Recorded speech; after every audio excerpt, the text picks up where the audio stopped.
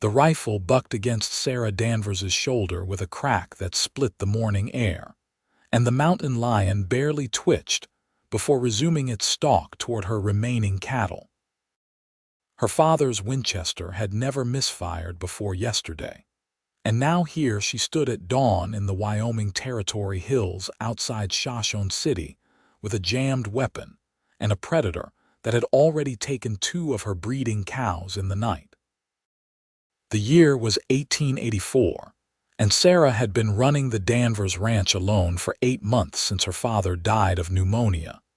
His last words a whispered apology that he was leaving her with more debt than cattle and a property the bank would take by autumn if she could not make the mortgage payment. The lion crouched lower in the sage brush, its tawny body coiled like a spring aimed at the heifer 20 yards down the ravine. Sarah dropped the rifle and grabbed for the pistol at her hip, knowing even as her fingers closed around the grip that she was too far away for an accurate shot. Her pride had kept her from asking Tom Wilson at the neighboring spread for help with the predator problem, just as it had kept her from accepting the charity offerings from the church ladies in town, just as it had kept her working herself to exhaustion rather than hiring even a single ranch hand she could not afford. The shot that rang out did not come from her gun. The mountain lion jerked sideways and fell, and Sarah spun to see a man on horseback emerging from the cottonwoods along the creek, a rifle still raised to his shoulder. He was tall in the saddle, wearing a dusty brown hat and a leather vest over a blue shirt that had seen better days.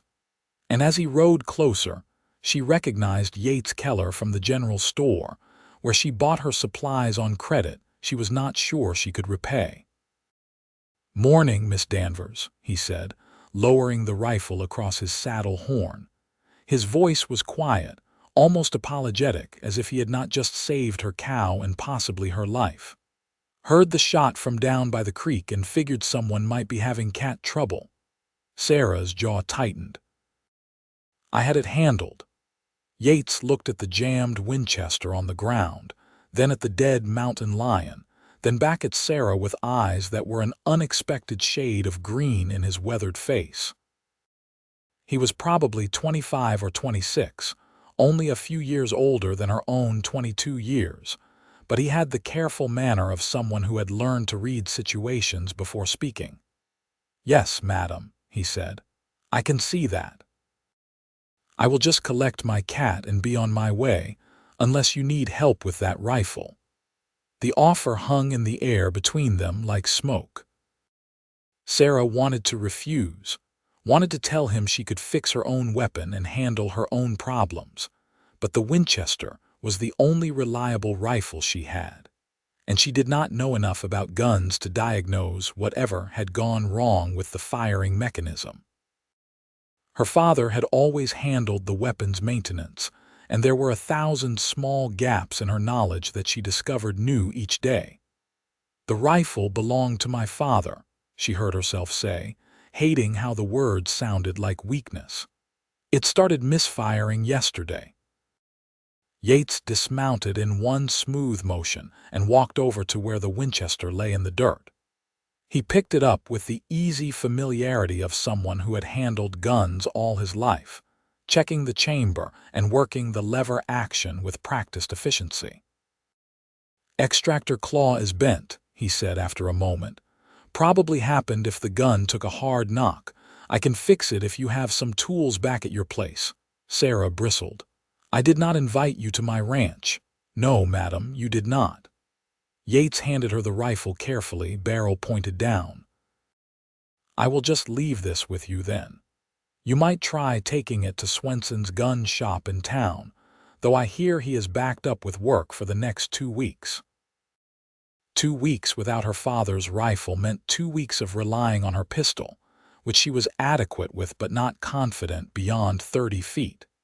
It meant 2 weeks of vulnerability if more predators came, or if the men her father owed money to decided they were done waiting for payment. It meant 2 weeks of the kind of risk she could not afford. Yates started back toward his horse, moving without haste.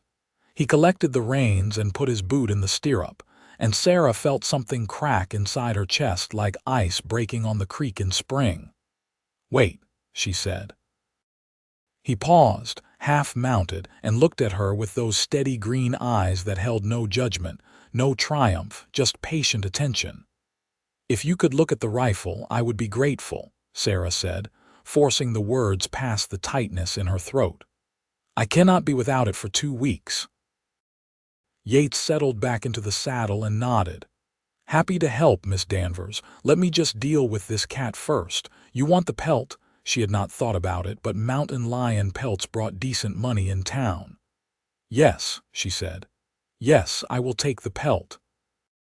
"Then I will skin it out and bring it along. You head on back and I will follow in a bit."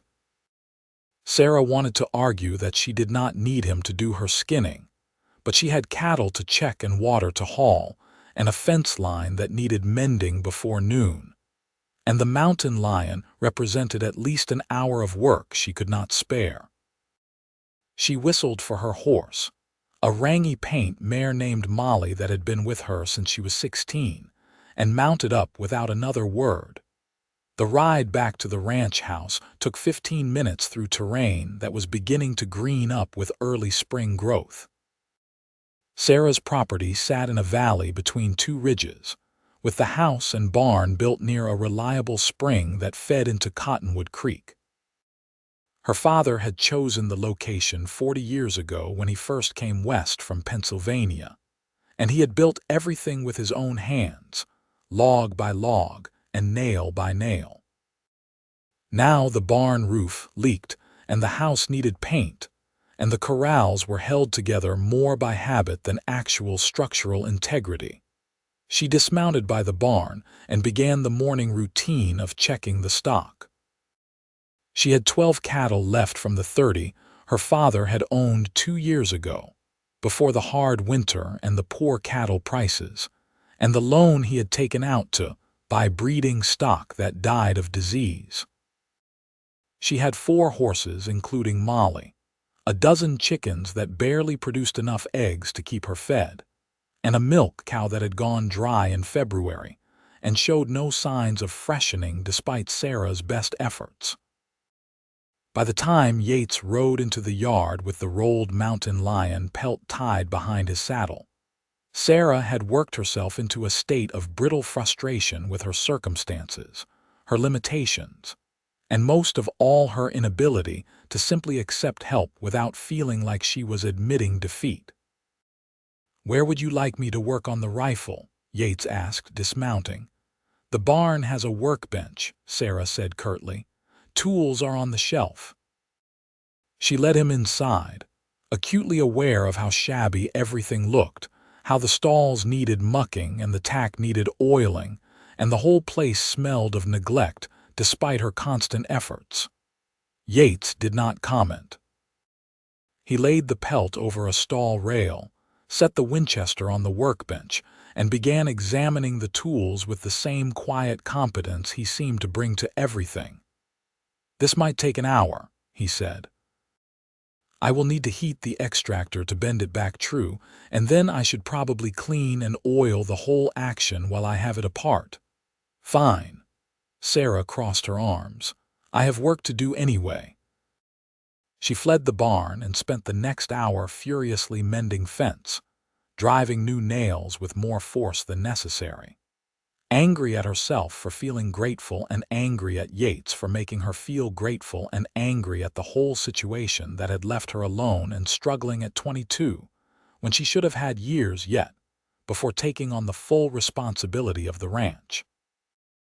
When she returned to the barn, sweaty and disheveled and with her hands bleeding from where she had grabbed a strand of barbed wire wrong, Yates had the Winchester reassembled and was working a cloth through the barrel with patient, methodical strokes. "All fixed," he said, not looking up. "I replaced the firing pin spring too. It was worn almost through. And you had some powder fouling in the chamber that might have been causing problems." "How much do I owe you?" Sarah asked. Now he did look up, and there was something in his expression that made her breath catch. Not pity, which she would have hated, but a kind of understanding that was almost worse because it suggested he knew exactly how much it cost her to ask. "Nothing," he said. "Neighborly help does not come with a price tag. We are not neighbors. You live in town above the general store. I work at the store. I live in a cabin about 2 miles east of here, up on the ridge. That makes us neighbors by Wyoming standards." Sarah had not known that. She had seen Yates behind the counter at the general store often enough over the past year, had exchanged polite small talk with him while he tallied her purchases and added them to her account. But she had never thought to ask where he lived or what he did when he was not measuring out flour and coffee. "Why do you live out here if you work in town?" she asked despite herself. Yates set down the cleaning rod and picked up the rifle, checking the action one final time before handing it to her. "I like the quiet, and I am trying to save money to buy my own place eventually. Rent is cheaper when you are willing to live rough." "Oh." Sarah took the Winchester, feeling the familiar weight of it, the smooth wood of the stock that still held the impressions of her father's hands. "Thank you. You are welcome."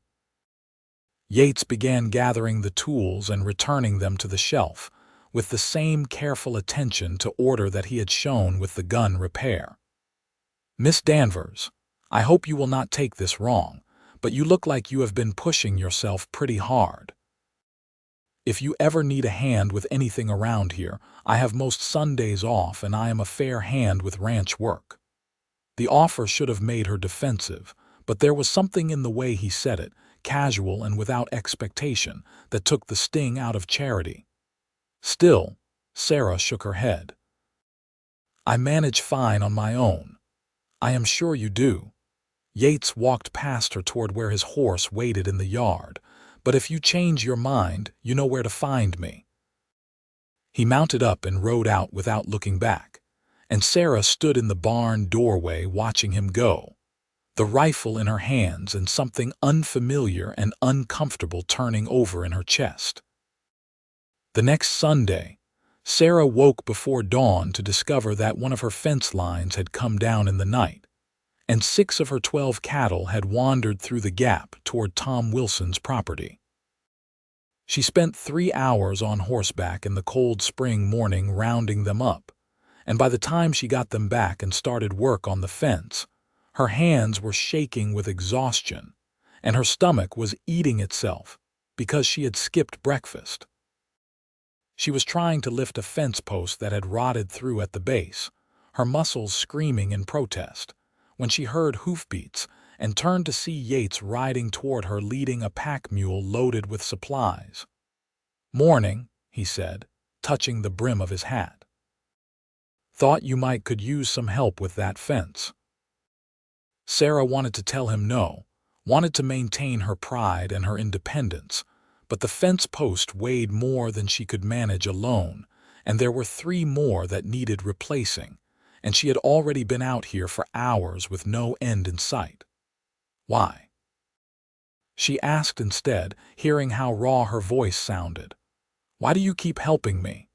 Yates dismounted and stood there in the morning light, looking at her with those green eyes that seemed to see more than she wanted to show. "Because you need it," he said simply. "And because I know what it is like to be alone and struggling and too stubborn to ask for what you need." Something in his voice suggested personal experience, and Sarah found herself curious despite her exhaustion. "Where are you from?" "Missouri, originally. My parents died of cholera when I was 14. I worked my way west doing ranch work, saving what I could." He walked over to the fence post and hefted it easily, muscles flexing under his shirt. "I have been on my own a long time, Miss Danvers. I know what it costs to keep going when everything is stacked against you." Sarah watched him carry the post to the side and return for the new one strapped to the mule. She should tell him to leave, should insist she could handle it herself, but the words would not come. Instead, she found herself saying, "My name is Sarah." He looked at her, surprised, and something shifted in his expression, warming it. "Yates," he said, though she already knew that. "Pleased to work with you, Sarah." They worked together through the morning, replacing posts and stringing new wire, falling into an easy rhythm that required few words. Yates worked with the steady efficiency of someone who had done hard labor all his life. But he never made Sarah feel slow or inadequate when she struggled with the heavier tasks. Instead, he simply took on the work that required more strength and left her the jobs that required precision and attention to detail. By noon, they had the fence repaired and the cattle secured, and Sarah felt the unfamiliar sensation of having accomplished a major task without completely depleting herself in the process. Yates was wiping his hands on his pants and preparing to mount up when Sarah heard herself say, "Have you eaten?" He paused. "No, madam. I came straight from home." "I do not have much, but I can make biscuits and eggs. It is the least I can do after you helped with the fence." The smile that crossed Yates's face was slow and genuine, and Sarah felt something flutter in her stomach that had nothing to do with hunger. "I would appreciate that," he said. They rode back to the ranch house together, and Sarah tried to see her home through his eyes, the weathered logs and the sagging porch and the vegetable garden that was more weeds than vegetables. She had let so much slide over the winter, focusing only on the essentials of keeping the livestock alive and the bank from foreclosing, and now in the spring light everything looked shabby and neglected. But Yates did not comment on the state of things. He unsaddled his horse and the mule without being asked and turned them into the corral with Molly, then followed Sarah into the house, removing his hat as he crossed the threshold. The inside of the house was barely better than the outside. The main room served as kitchen, dining area, and living space, with a stone fireplace taking up most of one wall and her father's old furniture arranged in a way that had not changed since Sarah was a child. A door led to the single bedroom where Sarah slept in the bed her father had died in, and another door led to the small room that had been meant for hired hands but now just stored things Sarah could not bear to throw away. "Nice place," Yates said, and he sounded sincere. "Good solid construction." "Your father built it himself." "Yes, he always said a man should know how to build his own shelter." Sarah moved to the stove and began building up the fire, grateful for something to do with her hands. "He was a good carpenter when he was younger. He taught me some before his hands got too stiff with age." She mixed up biscuit dough while eggs fried in the cast iron skillet, and Yates sat at the table without being invited, comfortable in the space in a way that few people were. Sarah was used to being alone, used to the silence of the house, and having another person here felt strange and intimate in a way she had not anticipated. "How long have you been running the ranch alone?" Yates asked. 8 months. My father died last September, right before the first snow." Sarah flipped the eggs with more force than necessary. "He caught pneumonia and it went to his lungs. The doctor from town came, but there was nothing to be done. I am sorry. That must have been hard. It was harder watching him worry about what would happen to me after he was gone. He spent his last days trying to make me promise I would sell the ranch and move to town, find work as a seamstress or a teacher, something respectable for a woman." Sarah slid the eggs onto plates and added the biscuits, which were slightly burned on the bottom but edible. "I told him I would keep the ranch. It was a lie, but it let him die easier." "Why was it a lie?" Sarah set the plates on the table and sat down across from Yates. "Because the bank holds a note for $1,200 that comes due in September, and I do not have any way to pay it. I would need to sell 40 head of cattle at good prices to clear the debt, and I only have 12 head left. Unless something changes, I will lose the ranch before autumn." She had not meant to tell him all that, had not meant to expose the full extent of her desperation, but something about Yates invited honesty. He looked at her across the table with those steady green eyes and nodded slowly. 1,200 is a lot, he said, but not impossible. Cattle prices are up this year, and if you can rebuild your herd, you might have a chance. Rebuild with what money? I cannot afford breeding stock, and I certainly cannot afford a bull. Tom Wilson has offered to let me run my cows with his herd for stud service, but he wants half of any calves born, and I cannot afford that either. What if you had help, a partner to share the work and the costs? Sarah's fork stopped halfway to her mouth. I cannot afford to hire help. I was not talking about hiring. I was talking about a partnership. I have money saved, about $400. If we pooled resources, we could buy some breeding stock and a young bull, run them with your existing cattle, and split the profits when we sell. It took Sarah a moment to process what he was suggesting. A partnership meant shared ownership, shared risk, shared reward. It meant letting someone into her life and her business in a way that terrified her almost as much as losing the ranch did. "Why would you risk your savings on my failing ranch?" she asked. "Because I do not think it is failing. I think it is struggling under circumstances that would break most people, but you are still here fighting. That tells me you have what it takes to make it work. You just need some help to get back on your feet." Yates took a bite of biscuit and chewed thoughtfully. "And honestly, Sarah, I have been looking for a way to get into ranching for years. I do not have enough saved to buy my own place yet, but I have enough to invest in someone else's operation if they are willing to share the work.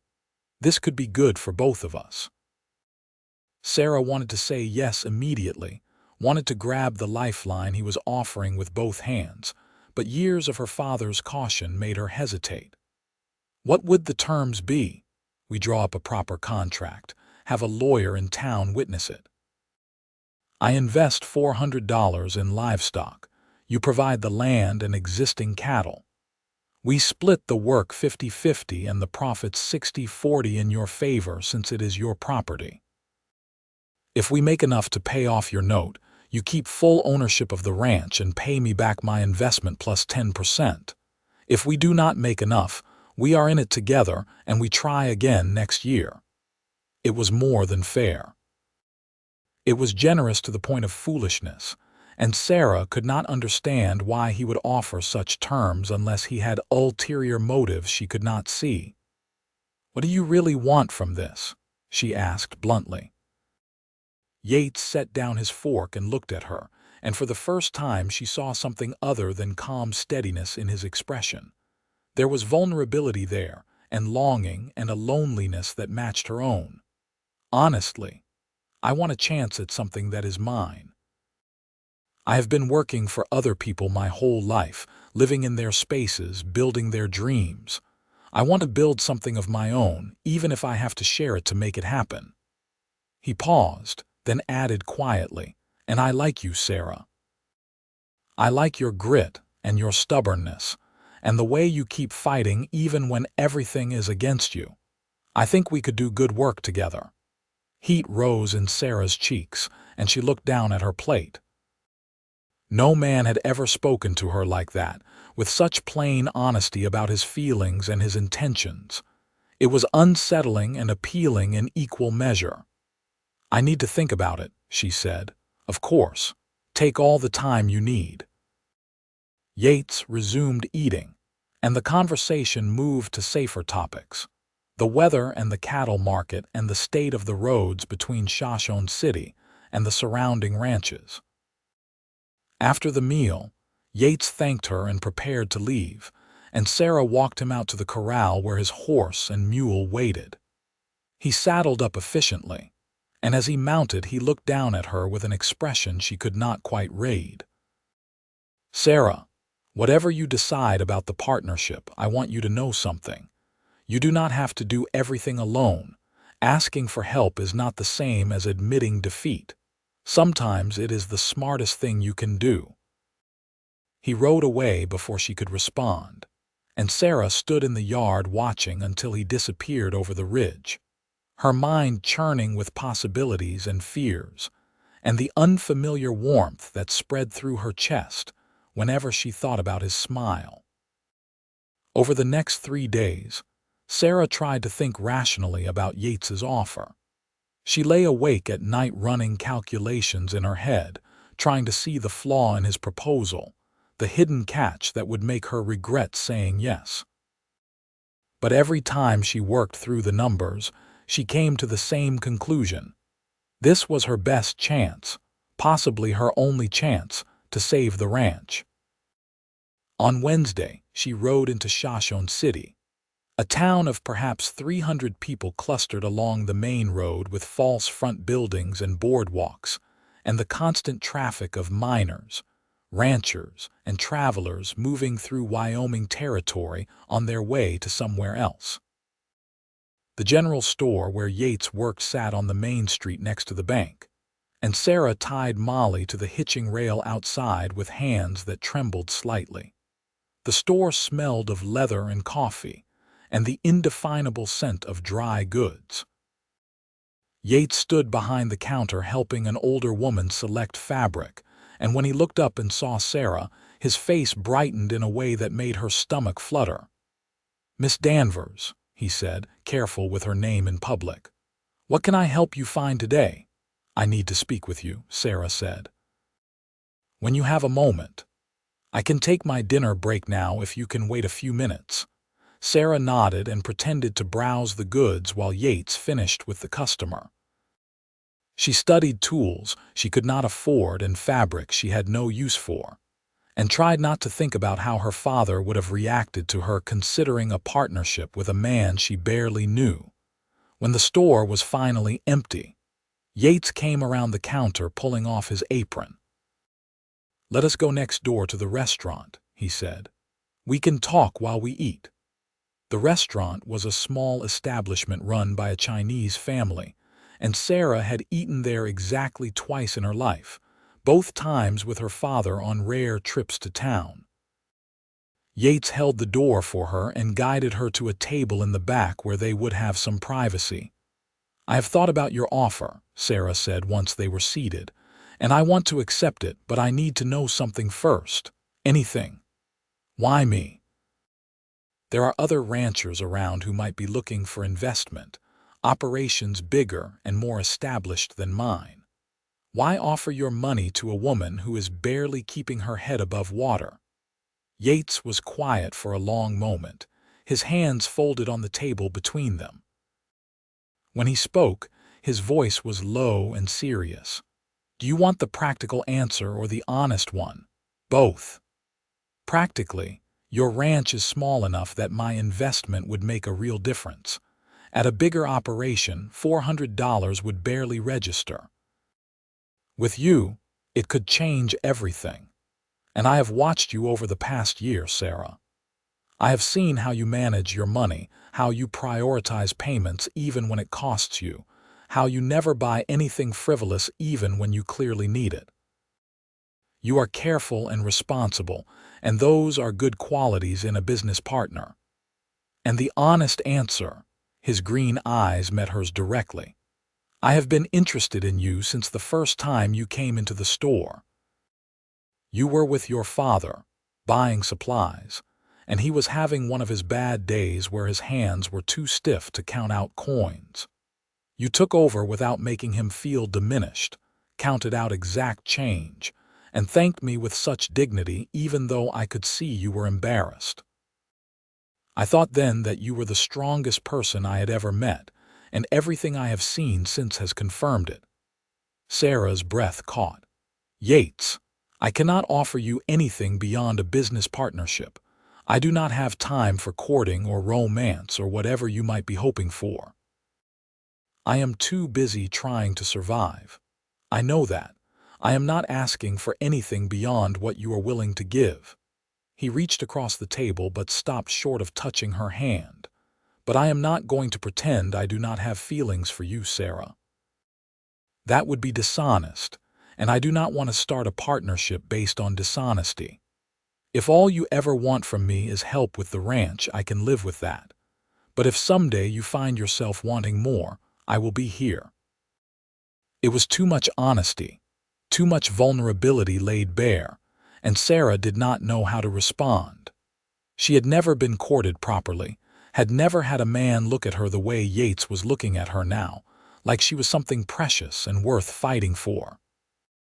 Her father had been too protective to allow young men near her, and by the time she was old enough to make her own choices, the ranch was failing and she was too exhausted to think about romance. "I accept your partnership offer," she said finally. "We should draw up a contract and have it witnessed properly. But Yates, I need you to understand that I do not know how to be anything other than what I am right now.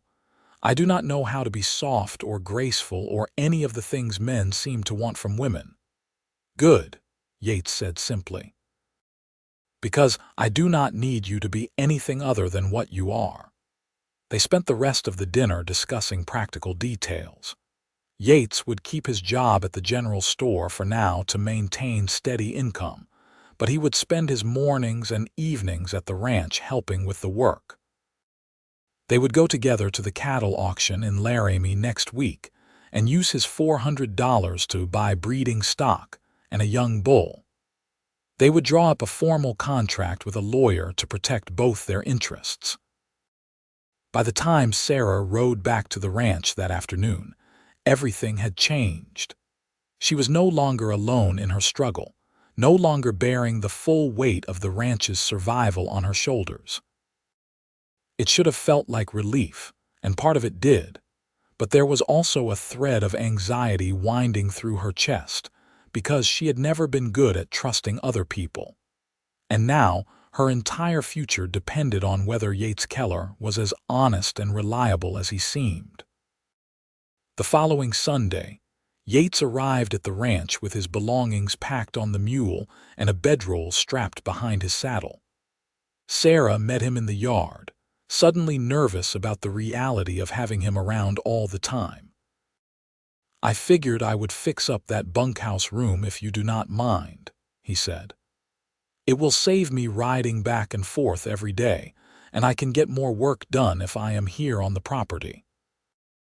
It made practical sense, but it also meant Sarah would no longer be alone in the house at night, and she was not sure how she felt about that. Still, she nodded and helped him carry his things inside, watching as he swept out the small room and set up a cot in the corner. "It is not much," she said, feeling inadequate. "It is perfect," Yates replied, and he sounded like he meant it. They fell into a routine over the next few days. Yates would wake before dawn and help Sarah with the morning chores, then ride into town to work his shift at the general store, then return in the evening to help with whatever needed doing. He repaired the leak in the barn roof, oiled all the tack, and built new nesting boxes for the chickens that immediately started producing more eggs.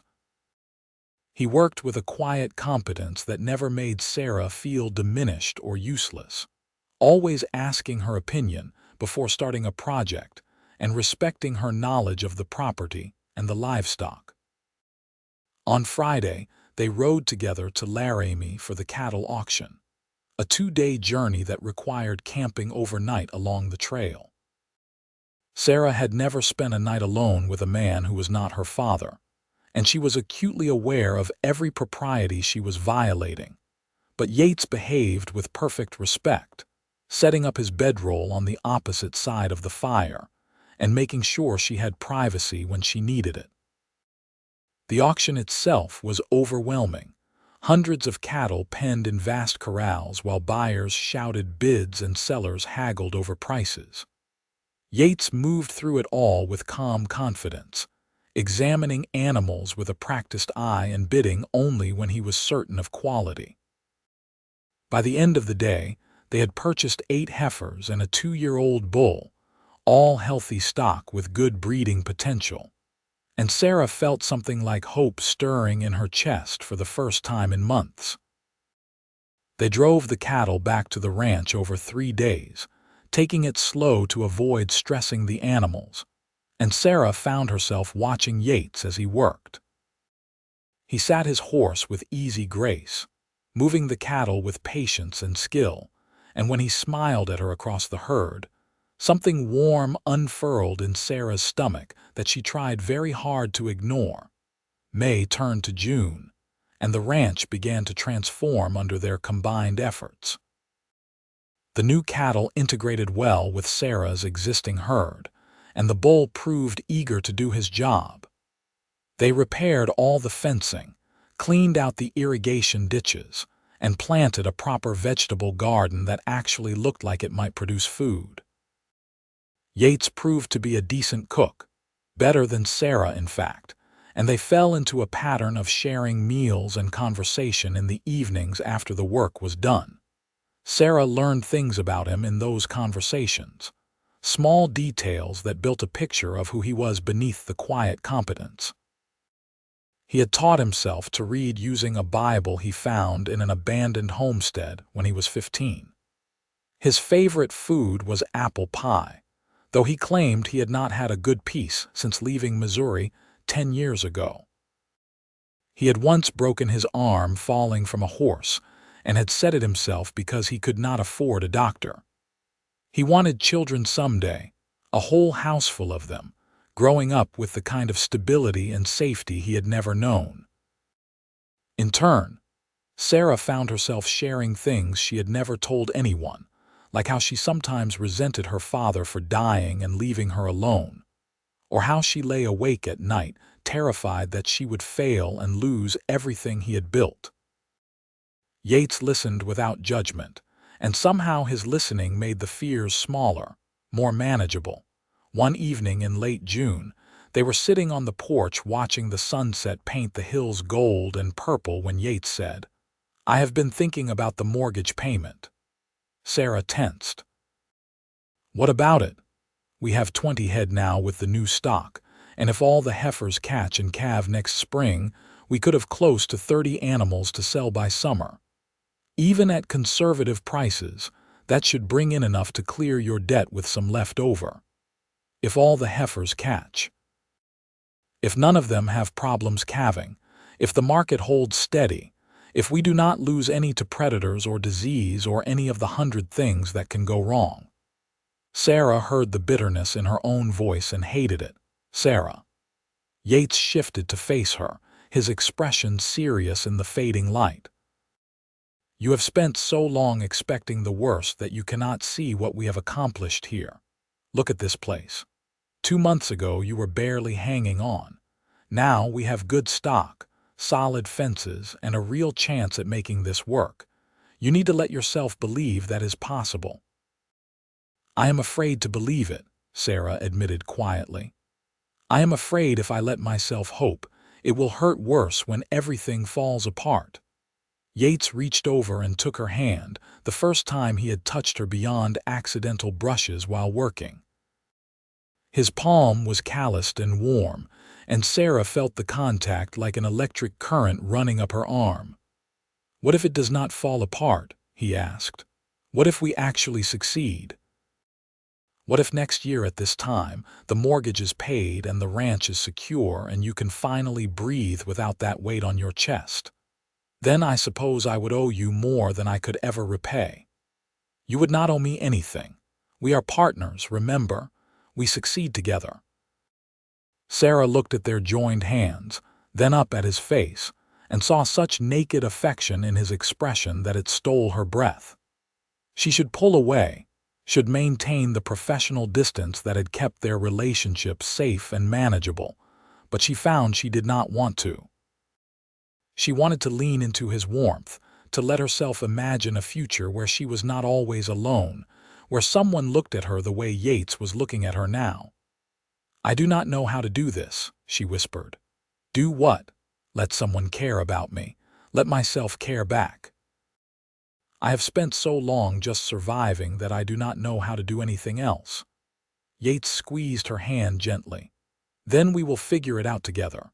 No rush, no pressure. We will just take it one day at a time and see what happens." He released her hand and stood, stretching his back with a groan. I am going to check on the stock one more time before bed. Sleep well, Sarah. He left her sitting on the porch, her hand still tingling from his touch, her mind racing with possibilities she had not let herself consider before. She had been so focused on survival, on keeping the ranch afloat and her pride intact, that she had not noticed somewhere along the way she had stopped being alone. Yates had become part of her daily life, part of her plans and her thoughts, and the realization terrified and thrilled her in equal measure. July brought scorching heat and the constant work of maintaining water for the cattle. Yates and Sarah worked side by side hauling water from the creek, repairing the windmill pump that had broken down, and moving the herd to better grazing as the lower pastures dried out. The work was exhausting, but Sarah found she did not mind it as much when she had someone to share it with. They talked while they worked, long, rambling conversations about everything and nothing. Yates told her about the places he had seen while working his way west, towns and landscapes so different from Wyoming that Sarah could barely imagine them. She told him about her childhood on the ranch, about helping her father with the cattle and learning to ride before she could properly walk, about her mother who had died when Sarah was 6 and left a hole in their family that never fully healed. You remember her much? Yates asked one afternoon as they were stringing fence wire. Some. I remember she sang while she worked, and she made the best biscuits I have ever tasted.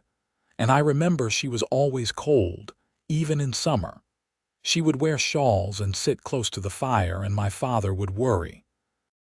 Sarah twisted the wire tight and moved to the next post. She got pneumonia that winter, same as my father did. I wonder sometimes if this place just eats people, takes everything they have until there is nothing left. It is hard country, Yates agreed. But it gives back too, if you know how to work with it instead of against it. Your father built something good here, Sarah. He raised a daughter strong enough to keep it going even when everything went wrong. That is not nothing. Sarah blinked against unexpected tears. I wish he could have seen that. All he saw at the end was me struggling and failing. He saw you fighting. That is what matters. They worked in silence for a while, and Sarah felt something shift inside her, some old grief beginning to loosen its grip. She had been carrying her father's disappointment like a stone in her chest, but maybe Yates was right. Maybe her father had seen her strength and not just her struggles. Maybe she was allowed to forgive herself for not being able to do the impossible alone. That evening after supper, Sarah found herself lingering at the table instead of immediately retreating to her room as she usually did. Yates was washing dishes and she dried them, and the domestic simplicity of the task felt surprisingly intimate. Yates, can I ask you something? Of course. Why have you never married? You are what, 26? Most men your age have families by now. His hands stilled in the wash water. I guess I never found the right person, and honestly, until recently I did not have anything to offer a wife. I was just a hired hand with no prospects and no property. What woman would want that? Some women do not care about property or prospects. Maybe. He resumed scrubbing a plate. But I care. I did not want to ask someone to share a life of struggle and uncertainty. I wanted to have something stable to offer first. And now you think you do. We are not exactly stable yet. No, but we are building toward it, and I am not alone anymore. That makes a difference. He glanced at her, and the look in his eyes made her breath catch. Sarah, I know we agreed this was just a business partnership, but I need you to know my feelings have not changed. If anything, they have gotten stronger. Working with you every day, seeing how smart and capable and stubborn you are, I am falling in love with you. I know that is probably not what you want to hear, and I will not press you about it, but I needed to say it out loud at least once. Sarah's hands had stopped moving, the dish towel hanging forgotten in her grip. No one had ever told her they loved her, not since her mother died. Her father had shown affection in his way, but he had not been a man for emotional declarations. Hearing the words from Yates, spoken with such simple sincerity, cracked something open inside her that she had kept carefully walled off. "I do not know what to say," she managed. "You do not have to say anything. I just needed you to know where I stand." Yates pulled the plug and let the water drain, then dried his hands. "I am going to turn in. Good night, Sarah." She watched him go to the bunkhouse, and then she was alone in the kitchen with her thoughts churning. She should feel panicked, should be worried about how his confession would change their working relationship, but instead she felt something dangerously close to hope. Because if she was honest with herself, she had been falling too, slowly and steadily, without quite realizing it until now. She thought about the way he smiled at her across the dinner table, the way he always made sure she ate enough and rested when she was pushing too hard. She thought about his hands, calloused and strong, and how safe she felt when he was nearby. She thought about the future he had painted for her, one where the ranch survived and she could finally breathe. And she realized somewhere along the way that future had started to include him not just as a partner, but as something more. The realization terrified her, but it also felt inevitable, like a storm that had been building all summer finally breaking open. Sarah did not sleep well that night. She lay in her father's bed, staring at the ceiling and thinking about Yates in the bunkhouse, 20 feet away, wondering if he was awake too, wondering what would happen if she was brave enough to walk across that small distance and tell him her feelings matched his. By morning she had decided to do nothing, to let things continue as they were, and hope her confusion sorted itself out with time. But when she stepped outside and found Yates already at work in the barn, whistling while he mucked stalls, something in her chest pulled tight and she knew she could not leave things unsaid. "Yates," she called, and he turned, pitchfork in hand. "Morning. I was going to wake you soon. We have that fence to finish up in the north pasture. I need to talk to you first." His expression shifted to concern. "Is everything all right?" "I do not know." Sarah moved into the barn, suddenly unsure how to put her feelings into words. "Last night you said you were falling in love with me. I did, and I meant it. I have been thinking about what that means, about what I want." She took a breath. "I am not good at this, Yates. I do not know how to be charming or flirtatious or any of the things women are supposed to be when they are courting. But I think I might be falling in love with you too, and it scares me because I do not know how to be with someone without losing myself." The smile that spread across Yates's face was like sunrise breaking over the mountains. He set down the pitchfork and closed the distance between them in 3 long steps, and then his hands were cupping her face with infinite gentleness.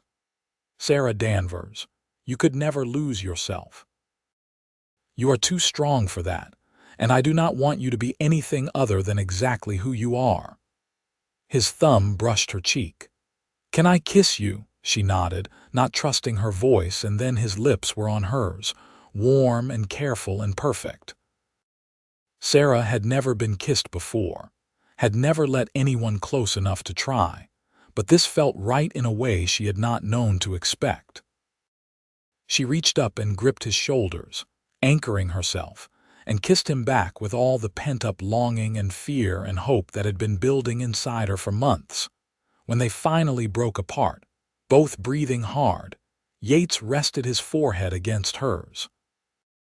"We are going to make this work," he said. "The ranch, us, all of it, I promise you, Sarah. Do not make promises you cannot keep.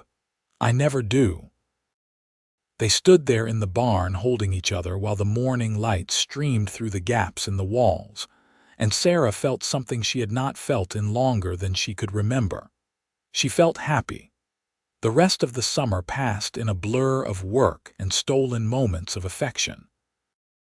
They were careful not to let their growing relationship interfere with the constant demands of the ranch. But Sarah found herself watching for Yates throughout the day, finding excuses to work near him, savoring the brush of his hand against hers when they passed tools back and forth. In August, Tom Wilson rode over to discuss sharing water rights during a dry spell, and he noticed immediately that something had changed. "You have a hired hand now?" he asked, watching Yates work with the cattle in the distance. "A partner," Sarah corrected. "Yates Keller. He invested in the operation, and we are running it together." Tom looked at her with an expression that suggested he saw more than she was saying. "Partner, huh? Well, good for you, Sarah. Your father would be glad to know you are not out here struggling alone anymore. I think he would." And surprisingly, Sarah meant it.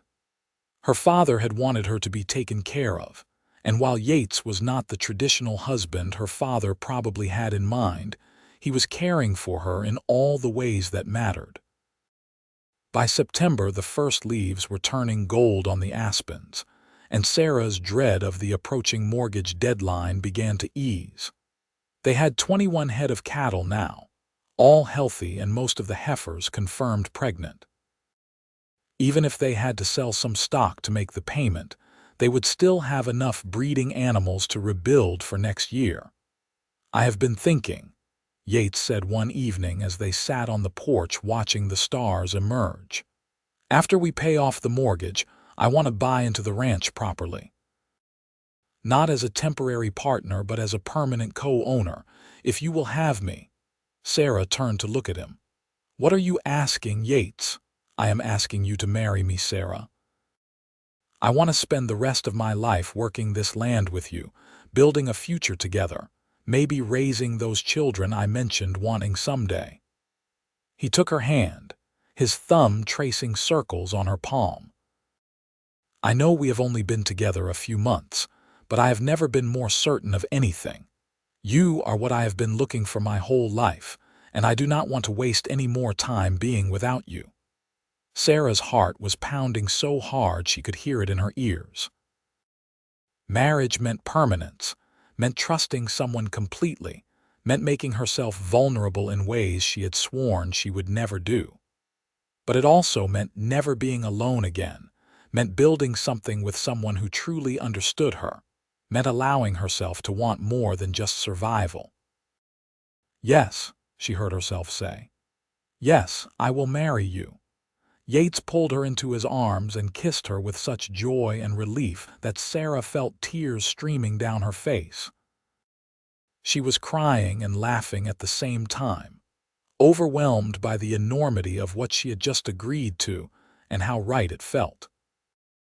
They were married in October, a simple ceremony in Shoshone City, with the ranch's lawyer as witness, and the general store owner, who had become Yates's friend, standing up for them.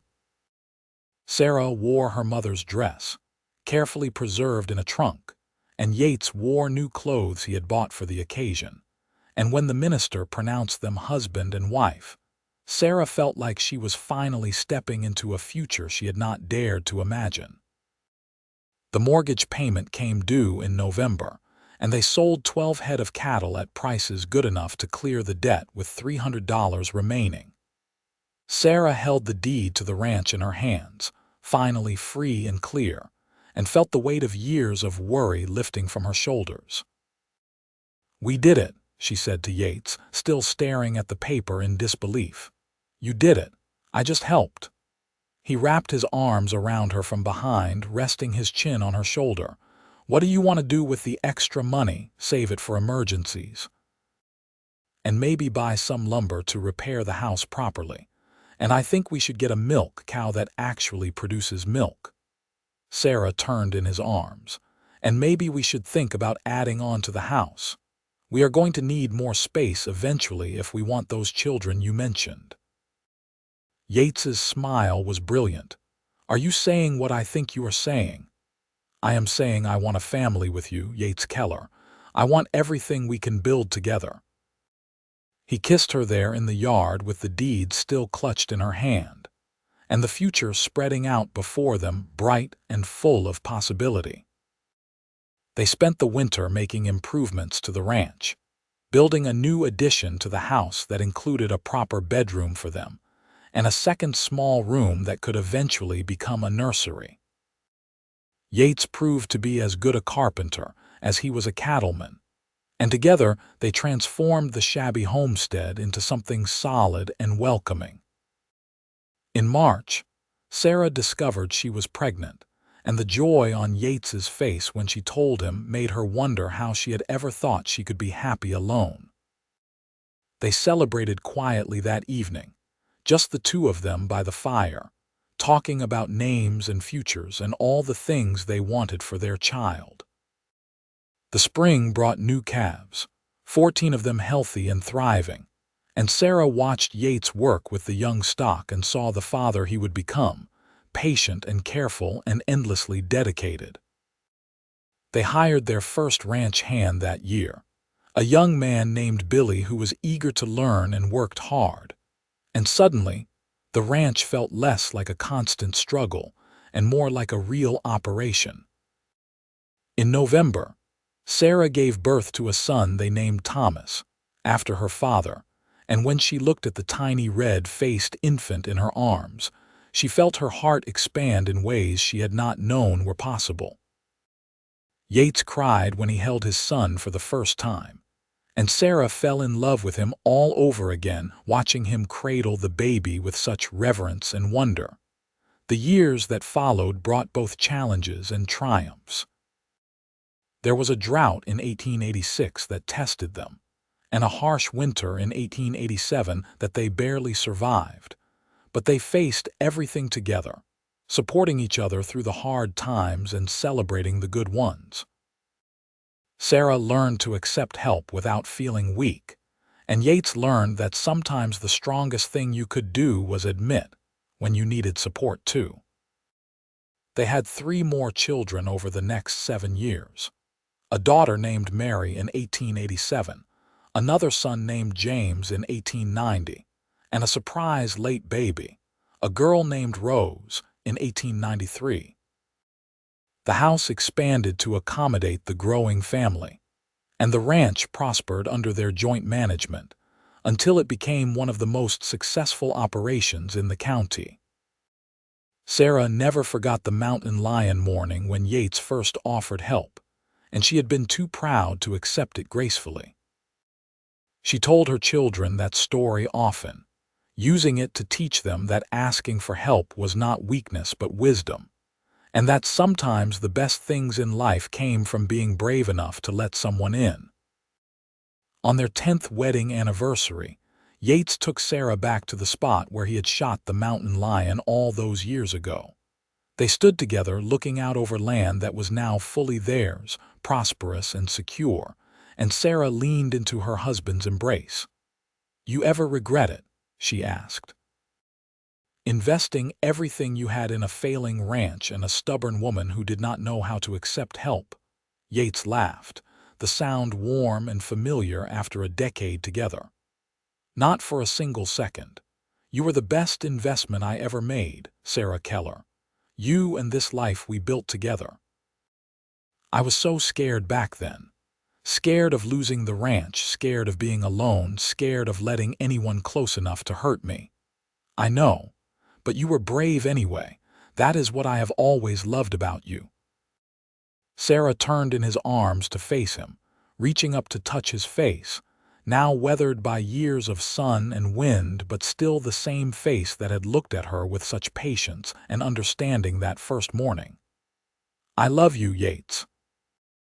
Thank you for not giving up on me even when I was too proud to ask for help. I never could have given up on you. From the first time I saw you, I knew you were worth fighting for." He kissed her softly. "Besides, you did ask for help eventually. That took courage, Sarah. More courage than I think you realize." They stood there as the sun set over the Wyoming hills, 2 people who had started as strangers and built something beautiful through hard work, trust, and love. The ranch that had almost broken Sarah became instead the foundation for a family that would thrive for generations. And every time she looked at her children playing in the yard or watched Yates work with the cattle, she sent up a silent thank you to whatever force had brought them together that long-ago morning. Sarah Danvers Keller had learned that pride could keep you alive, but love could make you truly live. And in the end, the stubborn woman who had been too proud to ask for help had found something far more valuable, a partner who offered it anyway, and in doing so, won not just her hand but her whole heart. The ranch continued to grow and prosper through the turn of the century.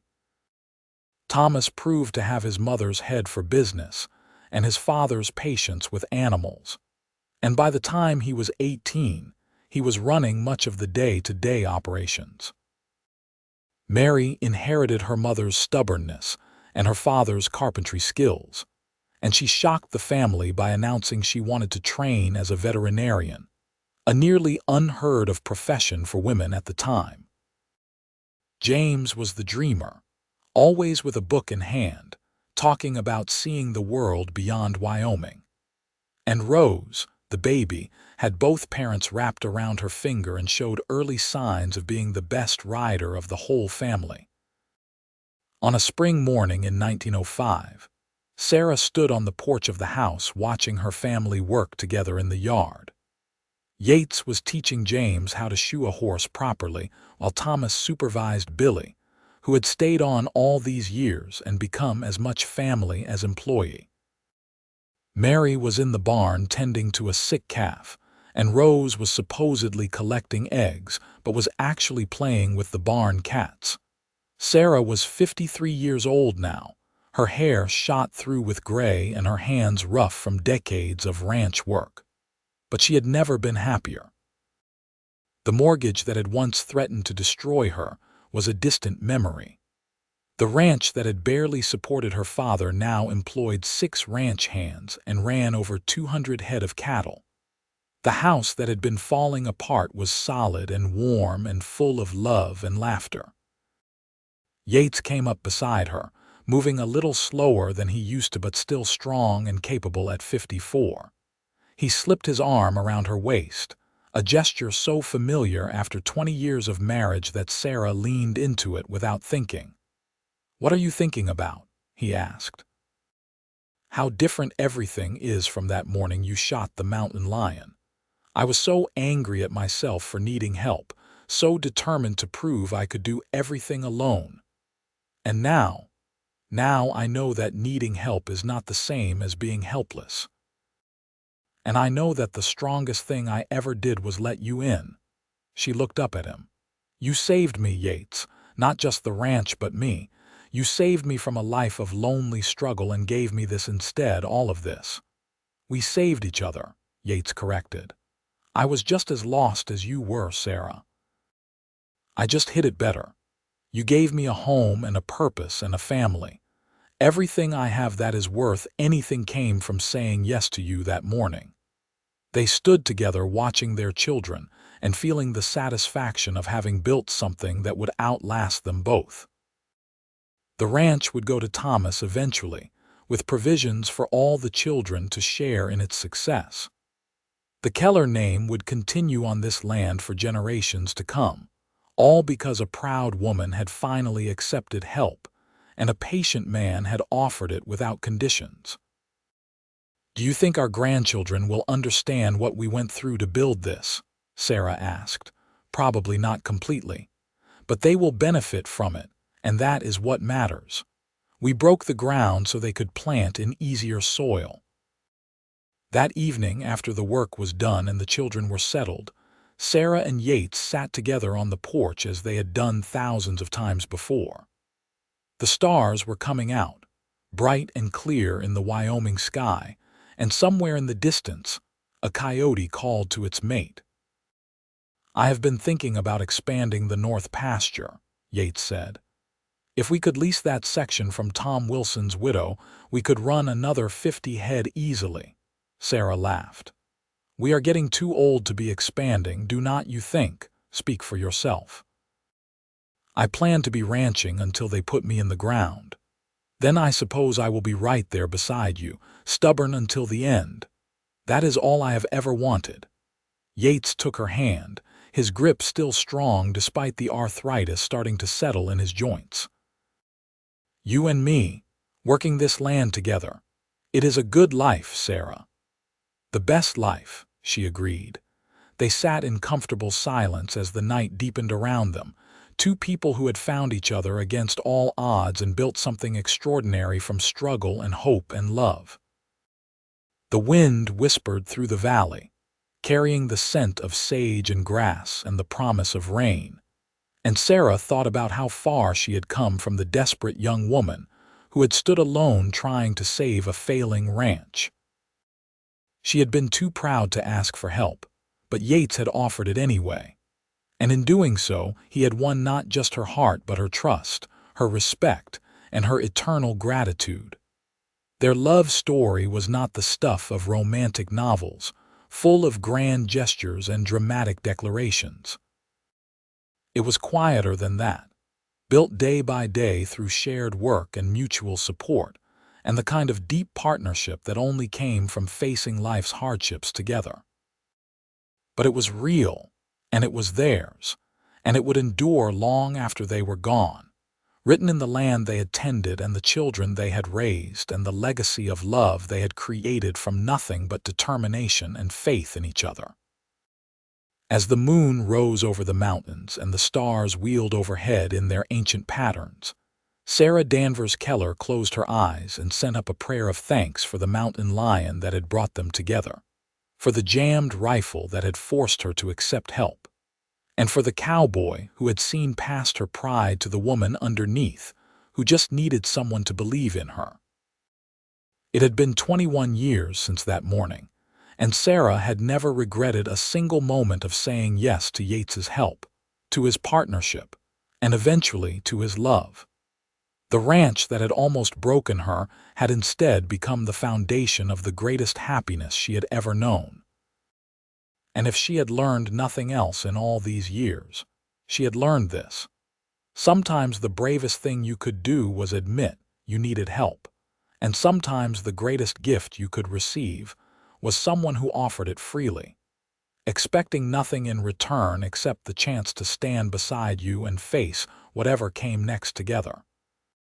The story of Sarah and Yates became legend in Shoshone City, told and retold by those who remembered the struggling woman and the patient cowboy who had built an empire from almost nothing. Their children grew and had children of their own, and the ranch continued to thrive, a testament to what two people could accomplish when they worked together with love and respect and unwavering commitment. And through it all, through the decades and the changes and the inevitable march of time, the foundation remained the same. A proud woman who had finally learned to accept help, and a cowboy who had offered it anyway and won her heart in the process. It was a simple story, really, but it was theirs, and it was everything.